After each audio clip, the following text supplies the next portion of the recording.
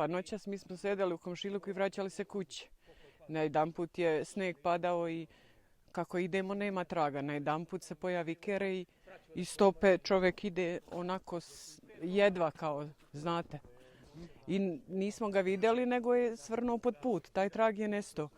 Muž je izašao iz auta i kaže, joj, liki, eve ga. Pa šta ga rekao, eve, bre, si normalan. Kaže, nepoznato mi je kere, ovo nešto nije u redu. Ložimo jer ne smijemo da nije blizu tu. Kaže, ne možemo odmah krenuti, kaže, mora naredba štab da se krene, saje ta specijalna jedinica da krene. Moramo to, kaže, prvo da obavimo i onda je dolazimo. Rekao, on će stići do Priboja dok se dođe.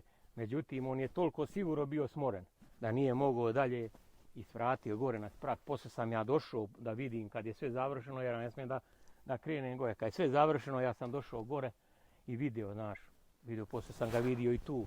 Jer ga poznaješ sa slike, ga poznaje, kako ga ne poznaje, vidio sam ga vezan u autu.